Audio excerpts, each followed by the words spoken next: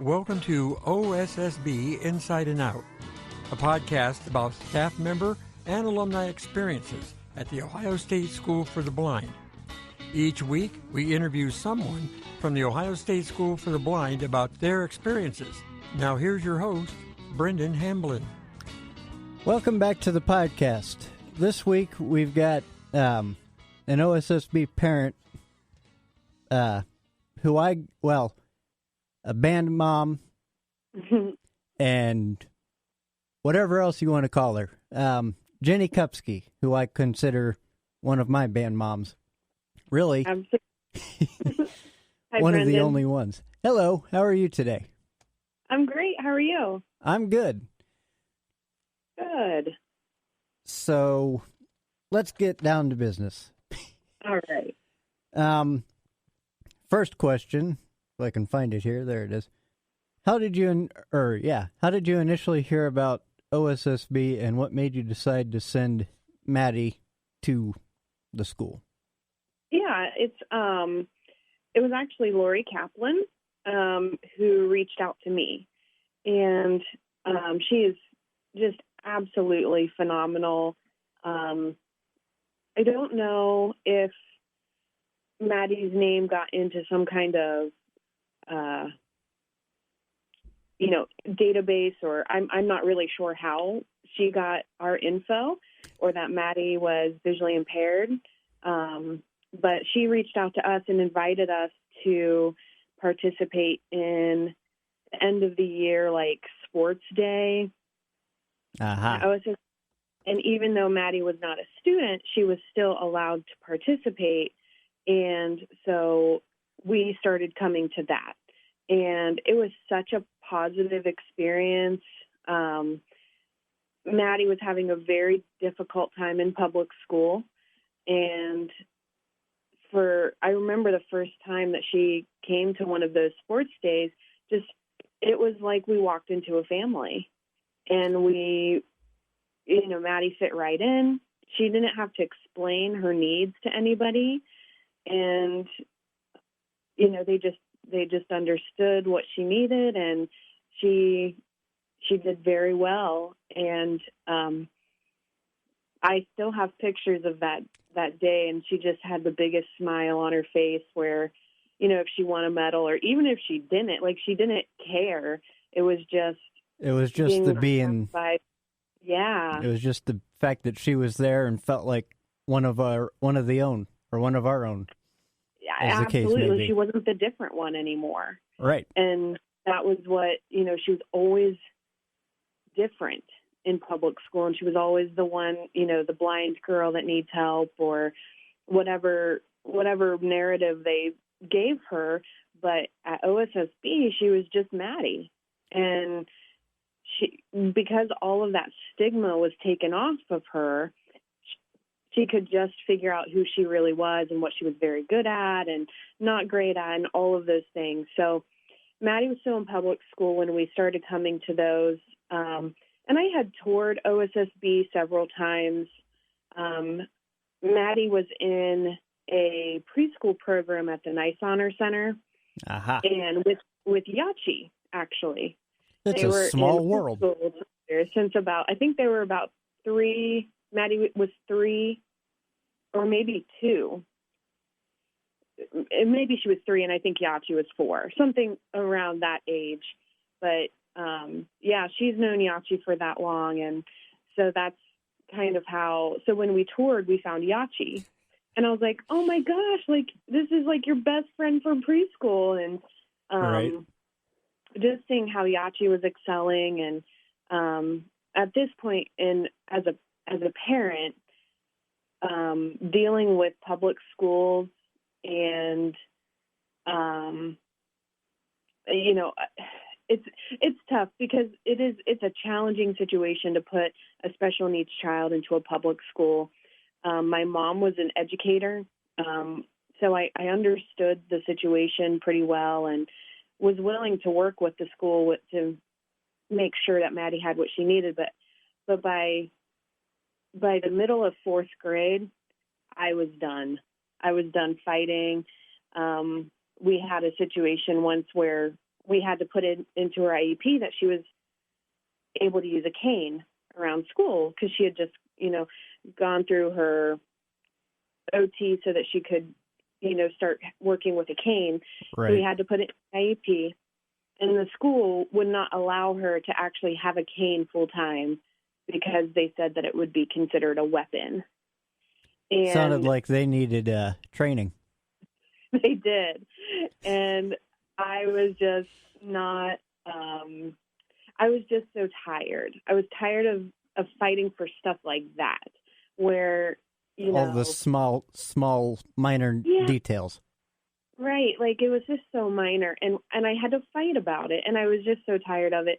So in the middle of 4th grade, I pulled Maddie out of public school, called OSSB, and I think she started within about a week of that phone call. They just moved everything along so quickly and got her in, and Mr. Markham was the principal still when Maddie started. Good guy. Oh, he's incredible. Just so smart. And, I came in after, 4 or 5 years of fighting, literally, like, there were no, for me, in my, like, parental experience with public school, I had, like, very few positive ones. So I came from 4 years of doing nothing but fighting, like the school district, to get my kid what she needs. And the first IEP meeting, I sat down with Mr. Markham, and I was just like, I just thought I was going to have to fight, like, because that's what I've always had to do. Right. And I started arguing about something that nobody was arguing with me about. Like, I just started an argument. I don't even remember what it was about, but nobody was fighting. And I just decided to start an argument. And he just stopped me, and he's like, Miss Kupsky, you just don't have to fight for this stuff. Like, this is standard. She's going to have large print text or whatever the situation was. And I was like, we don't even have to put it in here. He's like, no, like, we already have all of those things. We already have all those capabilities. And yeah, it was, and it just, I remember that day. I remember that feeling. I cried all the way home because it felt like a weight was just lifted came off, my right? shoulders. Yeah, because I didn't have to fight for dumb things. I'm always going to fight for my kid, but I didn't have to fight for dumb things. Like, my experience as a parent at OSSB was night and day. I have like all positive experiences with OSSB. It was such an incredible school for her, and it's exactly what we both needed at this point in her life. Yeah, so that's kind of where she came from and how we got to OSSB. OSSB is definitely an amazing place. Yeah. Yeah. No ifs, ands, or buts. I can't say enough about her. I think her title is Parent Outreach Coordinator, and she's built for it. Like, she's so perfect for that role. So I hope you can get her onto the podcast, because she's incredible. I'm trying to reach as many people from OSSB that are still there or have retired or graduated. Yeah. So, absolutely. Fingers crossed. Yep, for sure. And next question is, what are some of your favorite things about OSSB, whether it be in general or what have you? Sure. I think the big one is just feeling like I finally had a partner with Maddie. Maddie has been raised by a single parent, for pretty much her whole life. And so it wasn't until OSSB that I felt like I finally had partners. Like, if I was having a stressful time, or, something that she was doing was causing me stress, I had a team of people that I could go and talk to. And I there was one time, I don't remember what she did, but there was some kind of, she's in elementary school, so, like, behavior-wise, it's not always awesome, but she did something. I don't remember what it was, but I came in because we were late to school that day. I had to be late to work, and it's just one of those mornings that it's like everything's working against you. Right. And I go to sign her in, and the receptionist, and I cannot remember her name. It was either Patty or yes. Is it Patty Brown? It was Patty Miller or Carol Whitus at the time. No, it's Patty Miller. Thank you. She was just like, have a seat. And I just burst into tears. She got me tissues. She got me a cup of coffee. And she just let me talk it out with her. Like, she gave me mom advice.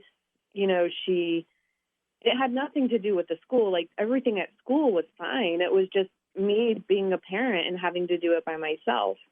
And, she just let me, it was like she didn't skip a beat. Like, she just let me sit there and cry and take as long as I needed to. And she gave me some great advice, and it was like she just became a partner at that point where I needed somebody to talk to. I didn't know what to do, and she was there. And that doesn't stop and start and end at her. I could have sat with any of the staff and had that moment, and they would have all reacted the same way, because that's just the community that OSSB has created. It's family. And, family gets messy sometimes, but at the end of the day, the people in your corner are OSSB people. And it's always been that way. So for sure, my interactions with the staff are definitely top of the list, but the things that I miss the most are my interactions with all of the students. Admittedly, and I think it's okay to talk about some of this stuff, is that it was very difficult for me to transition from a sighted world, which is the only world that I know, into a blind world. And things that I didn't expect to happen are things like personal space. Personal space is just a different concept when you are talking to somebody. They want to be very close to you so they can see you, right. or they are touching you, and that is something that I had to really struggle with, because it's so uncomfortable for me. And I was like, I don't know how to interact in this world. So it took me a minute to kind of get my bearings, and also figure out how to have boundaries without being offensive and all of those things. As I'm sure it does with everybody else who comes into. Yeah, it's definitely a common discussion amongst the sighted people at OSSB, is figuring out how to navigate the whole personal space situation. But once I kind of figured all of that out, I was able to really start connecting with the students. And I just love the students. I miss them so much. I miss walking into a school and being just all I hear is Mama Jenni, or, I miss it so much. Or Mama Kupsky. Or Mama Kupsky, yep. Yeah, I mean, just the students absolutely changed my life. It's so cliche to say this, but learning to see the world from someone else's perspective, and especially someone who isn't, they're not gaining their knowledge of the world, their worldly knowledge from visual cues, which is what most of us do. We take in the world through what we view, and so they're learning things in different ways. And so it was both challenging and just such a unique opportunity for me to learn from people who are absorbing the world in such a different way than I do. And so I think that is definitely one of the big takeaways from our time at OSSB, is both my interactions with the staff and everything that I've learned from the students are definitely the things that I've taken away the most from OSSB. Well, that's good. OSSB is definitely a family-oriented organization. Yes, absolutely. The minute I stepped in the doors, it immediately felt like a family. Even though I was in second grade, I still remember that feeling. Of course, absolutely. It's what distinguishes OSSB from other education experiences, because so Maddie started in public school, and I know OSSB is technically a public school. It's a state-funded school, but you have to have qualifiers, obviously, in order to attend.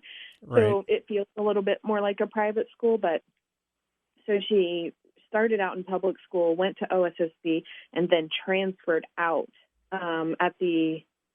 in her 10th grade year back into public school. And so we kind of sandwiched this in, and I tell you, it's 100%. I think at OSSB, it's family first, education second. I would agree with that. Yeah, I mean, because what their goal is really to take care of not only the student, but every aspect of the student's life. And many of the students actually stay on campus in the dorms, and so you have to create a family environment, because many of the students kind of feel like they're being raised there. And I tell you, it's so ingrained into the culture that I always felt very warm and accepted there. My daughter did as well. And I have nothing but great memories of OSSB. Me too. Good. Well, of course, how could you when it's typically 99.9% nothing but good? I mean, we do have those bad days and times where staff leave or students graduate, but in essence, we're all a family, whether you're still there or not. Yep. Well, and I think it's important things happen, because when you do have such a family focus, like, you do get very close to people, and so things, sometimes drama happens. Of course, like, because you have students from age kindergarten all through seniors, you have such a variety of ages, and so there's different elements that come with that can make things challenging. And so, of course, there's good days and bad days, but you work through it as family. And that's the big difference that I found with OSSB, is that conflict or certain situations just weren't handled status quo. It was handled as family. And it makes a big difference. Yes, it definitely does. Yeah. All right. One more question in this line of questions, and then we'll move on to the next one. This may be relatively about the same as the last one, but we'll find out. Okay. What do you think makes OSSB so special? What is it about the school that... Yeah. Well, I can tell you that when I was touring it, before we actually became a part of OSSB, the thing that stood out to me was the pool. A lot of times there, except for when it caught fire, but we'll pass on that one. Right. Yeah. It was shocking that was a part of gym class, and that, because my daughter's very athletic, but at the same time, like, given very, very few chances in school, because in public school, she was viewed mostly as what she can't do, or what they perceived her as not being able to do, versus like, she's actually a pretty incredible athlete. Her eyes just don't work. So it doesn't mean she can't do something. So the pool stood out to me as a person who's not involved. And then as the more we became invested into OSSB, I'll tell you, the pool never goes away. It's still cool. It's still something that I was just so shocked that a school still offered that on their direct campus, and that she had that opportunity every week to swim. And strange fact for those listening, visually impaired people have an aptitude for swimming. It's something that they are naturally good at, even though they can't see or see very well in the water. They have an aptitude for swimming. So if you ever get a chance to go see visually impaired people swim, do it. It is worth it. It's phenomenal. It's still one of my favorite memories from OSSB is Maddie being on the swim team. So for sure, check them out. They're amazing. But yeah, the pool is still jumps out at me, but the camaraderie amongst the students, and then just the undying passion of the staff. One teacher, Maddie, never actually directly had her, but at OSSB it kind of doesn't matter. She's still everybody's teacher, Mrs. Butler, because she's been there. What is it, Brendan? Like 53 years? I think so. I'd have to pull up the article that was recently done on her, but I believe so. She's 80 or 90 and has no plans of retirement. So right. If that tells you how dedicated she is. Yes. Yeah. And even people who do retire come back and, Miss Agler, who was on your first episode, like she retired, but she has come back and she's still volunteering as a marching assistant. Many of the students who graduate come back and serve the community in some way. It's, there's a passion that's unparalleled, that we've, in our experience, is unparalleled in any other educational experience. The dedication of the staff and the students to OSSB is amazing. Absolutely amazing. I 100% agree. Awesome. There's no place like it. Well, I'm sure the other school for the blinds are like it, but I wouldn't know, having never attended. So, yeah, I do think they are, because when we've traveled for sports, we get the same vibe. It's very, very family focused, and I think anytime you have dorms with students, and especially if they're younger kids, it's just going to be the natural inclination to make it family. And so, yeah, I loved Tennessee's School for the Blind. Definitely felt like that. Kentucky, Wisconsin. We've been to several, and it's always been that same feeling. Yeah. Well, that's good. At least it's somewhat consistent. Yeah. All right. Now, you were a marching assistant for Correct. A little while. Just for 1 year. So, when you first heard about the marching band, what were some of your thoughts that went through your mind?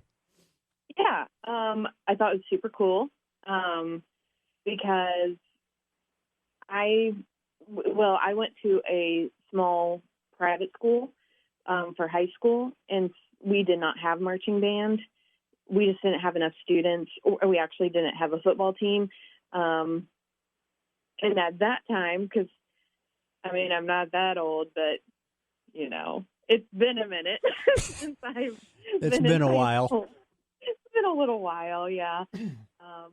But around that time, marching band didn't exist for any other reason than to play, like, football games. And so now there's a whole bunch of different marching band programs just because you don't have a football program doesn't mean schools don't have marching bands. So, but that is different. That has changed since I've graduated. And so when I heard that there was a marching band, I was excited. I was excited for Maddie to participate. I played several musical instruments, and so band was such a big part of my life growing up that I was so excited that she wanted to also do that. And because she was so deeply involved in the athletics, I thought it was beneficial for her to also be in the marching band. Yeah, and part of the music program as well. And so, yeah. So when I heard about the band, I was excited. I had a small little midlife crisis. I'm like, how am I old enough to have a kid in a marching band? I'm going to be a band mom. And I don't know why that thought was so daunting to me, but it was until I heard them. I remember the first time that I came to pick her up after practice, and they were working on parade formation. Aha. Yep. Yeah. And it was the first time and you guys just started marching down, and I heard the cadence, and, and I just had the chills came, and I was like, oh, okay. It's not going to be so bad to be a band mom. Like, I can do this. Right. Yeah. And it was incredible. So then I think it was Maddie, I think it was her freshman year that I was a marching assistant. And I did it because there was a need. There was a need they needed more people. I'd never marched before, but it turns out it doesn't matter because the way that Jeff teaches you, it's so easy to pick up. Right. And they're very patient with the marching assistants as well as the students. And so, one more time. Just one more time, right?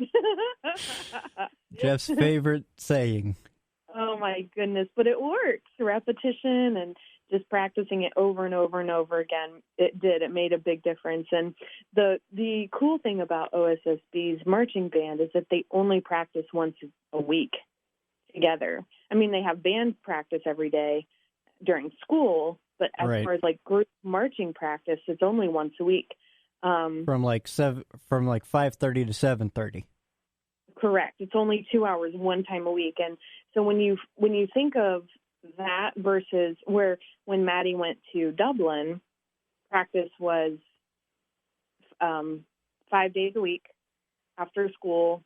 They had the games on Friday, and then oftentimes they would have competition on Saturday. And so sometimes it was 6 days a week of commitment to band. And so then you look at the OSSB band who only gets, because of the dynamics of the school, they really can only do one practice a week.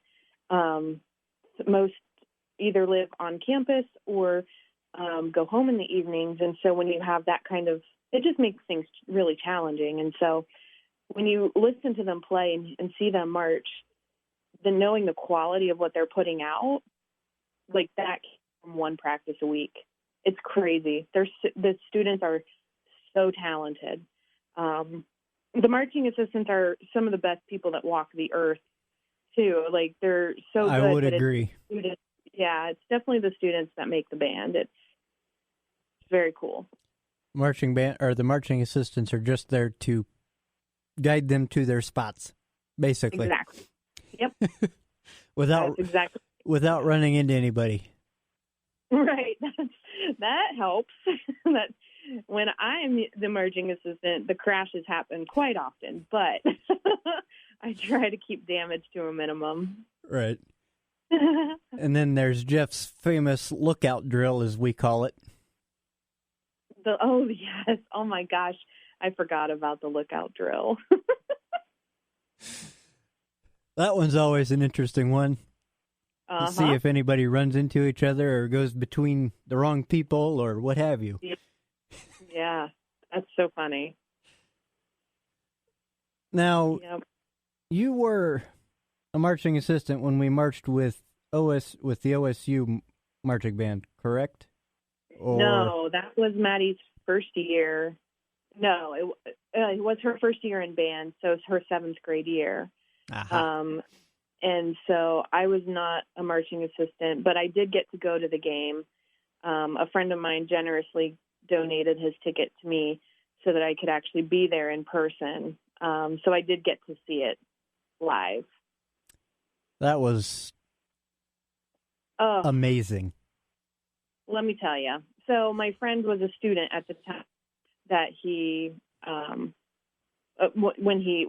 the band marched, and so this ticket that he gave me was in the student section, which I didn't care. Like, as long as I was there, I didn't care where I sat. Right. So here's this, I think I was 30. Like, I was so young. but I was still old. Like, I was way too old to sit in the student section, but I was still like, but way too young to have a student on the field is really what I'm. Right. So, and I'm trying to record it, but it was like, I was so emotional. Like, I literally could not stop crying. Like, and it was like one of those cries that like you try to stifle, because like it's so, I'm not in the place, like, why would anybody be sitting in the student section crying watching this? And like, right. I was sobbing. Like, so the whole video is just shaking up and down because I could not control myself, and it's completely unusable, but it's still like one of my favorite things. Just like, the whole day was so emotional. The OSU marching band were so gracious and so welcoming. Like, they went above and beyond to make our students feel welcome and valued and loved. And oh my word, it was absolutely life-changing.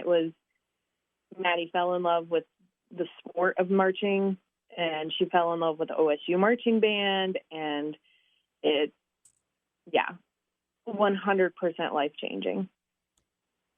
I would agree. Being on the field, marching with the rest of us and them, yeah. I'll never forget it. I bet. Yeah. And we still have photos of it on our wall because we love it so much. And the cool thing is, the current band director for OSU wants us to come back and do it again. I heard that. That would be so exciting. Yeah. That would be very exciting for the current and upcoming students. Oh my gosh. If it has this, and I know it will, because we know the OSU marching band will do everything they can to just like pour over the kids to make them feel welcome and celebrated and all of those things. Like, as much as it changed the lives of the students who marched it before, I know it would have the same effect on the new class. And yeah, that's very exciting for those kids. Yes, it is. Now, you went to D.C. for the National Memorial Day Parade, correct? Yes, I went as a chaperone. I still wasn't a marching assistant. They're all the band trips are starting to run together. Right. You've been gone for so long. Yeah. Yeah. But yes, I did go to DC as a chaperone and had so much fun. I think it's the first time that I chaperoned like officially. Like, I've always gone with the students for sports trips, but I was never like an official chaperone. So like, I didn't have to be the adult in the situation. Right. But this time I was like responsible for people. And one of the things that everybody really wanted to make sure that all of the kids did was ride the metro. And I'm telling you, I about had an ulcer. I was like, I get that it's a great experience and that they need to learn public transportation, but like, trying to get all blind kids on the metro before the doors close, I was like, somebody's going to fall in the tracks. I know it, and it's going to be my fault. Like, I was so convinced something bad was going to happen, and it was going to be my fault, and I was going to, like, end up in the newspaper, like, the girl that let the kid fall on it. Like, something was going to happen, but no, absolutely nothing happened. The students were way more composed than I was, because I was a nervous wreck having to be responsible for people. But it was amazing. Do you remember the concert at the Capitol?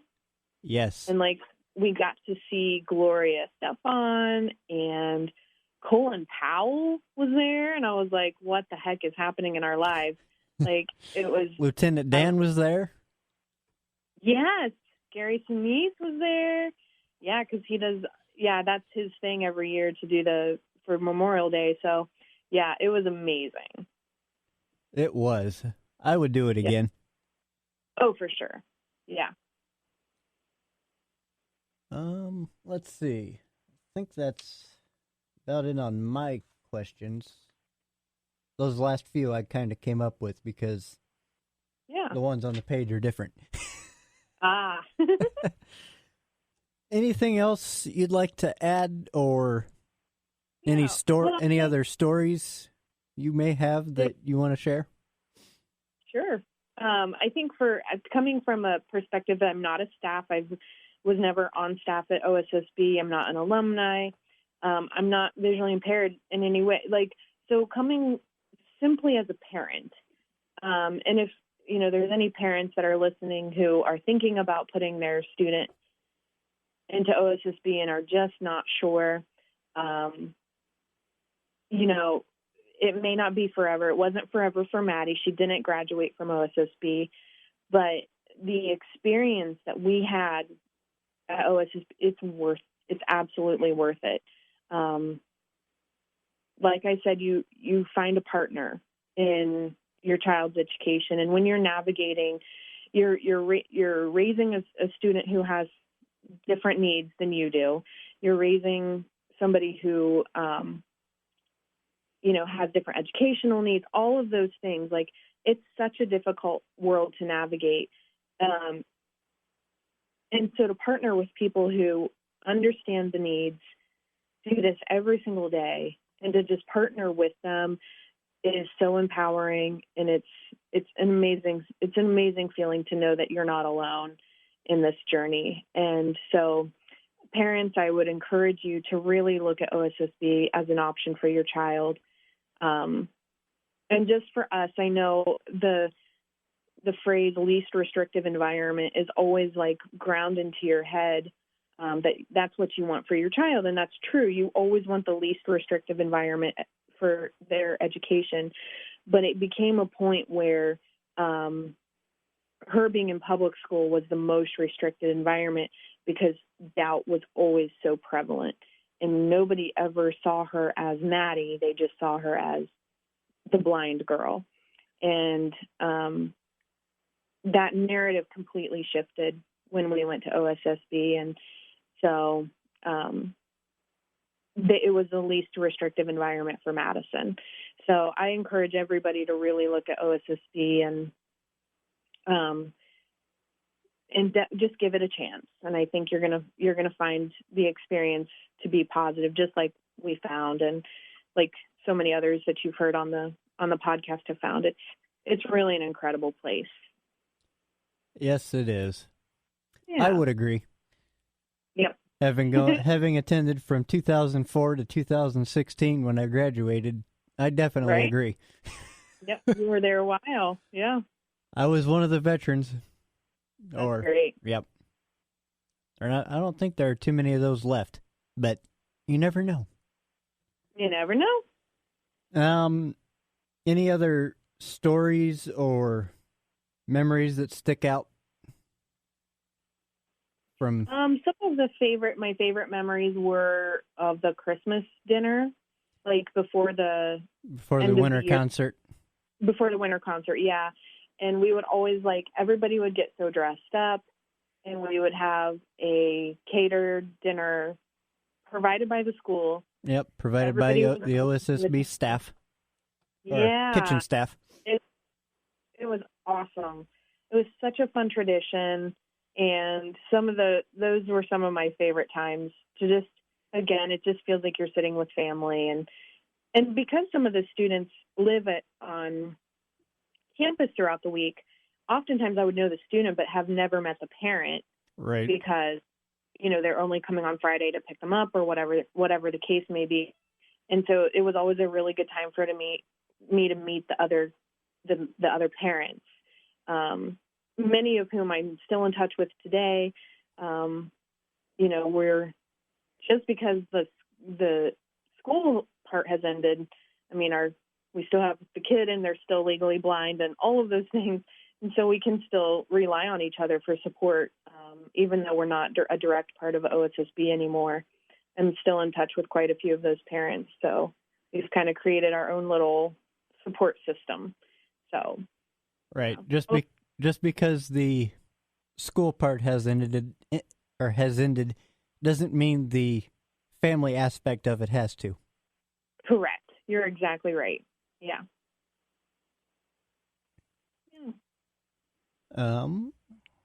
Trying to think if there's anything else. You have anything else you want to add? Or have I picked your brain? Well, I always have more things to talk about, but those are probably the big highlights of OSSB. And the cool thing is you'll have to tune in next week, because next week you're going to hear my daughter, and she'll get to give you a different perspective on student life versus parent life, because I think that's really important too. So tune in next week. Right? Tune in next week. That's right. Don't miss these 2 back-to-back episodes. Yes, mother and daughter. Killing it. Right? At podcasting. And then the host, who's just winging it. That's right. He's just killing it. Yeah. Or You're something doing great, along those Brendan. lines. Thank you. It's fun to do. I'm glad you're doing this, because I think it is such a family, and I know we've said it 100 times, but it's so true. So being able to sit back and listen to people and their experiences is really fun. So I'm glad you're doing it. Thanks. It's fun to do. And it kind of adds to the podcast that the school currently does. Yes. Yeah. In a way, absolutely. even though they're by no means connected. But right. I mean, they have alumni come on, but I don't think they have parents and marching assistants and what have you. So this is more of a broad. Yeah. Well, because it's still a part of the experience. Right. I may not. Yeah.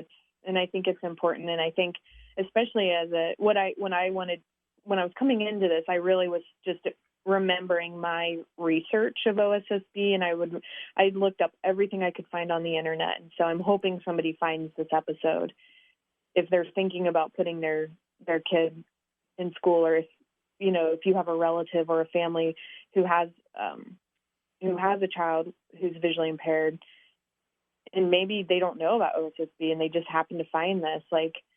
So definitely check them out. If they're athletic, the sports is unbelievable. The programs for sports is so good. The music is incredible. It's just such a great experience. So right. Definitely. And that's if you're in the state of Ohio. If you're in other Correct. states, contact your other state school for the blinds. Right. Not every state has one, but many of the states do. And so, Right. You'll find resources in your state. Yep. Google is your friend. That's right. All right. I think that'll do it for this episode. Excellent. Thanks for coming on this week's episode. Thank you so much for having me, Brendan. It was a blast. No problem. Don't forget to follow us on iHeartRadio or whatever other app you use to get your podcasts on. We are there, I am sure.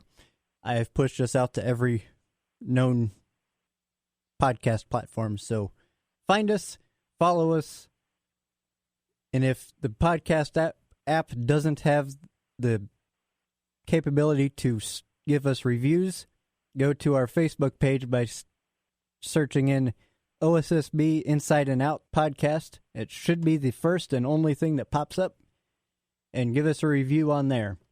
Until next time, we'll see you next time.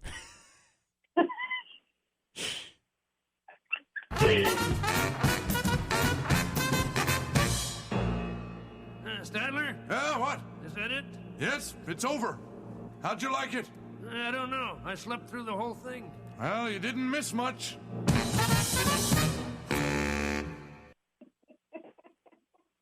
Thanks for joining us this week on OSSB Inside and Out.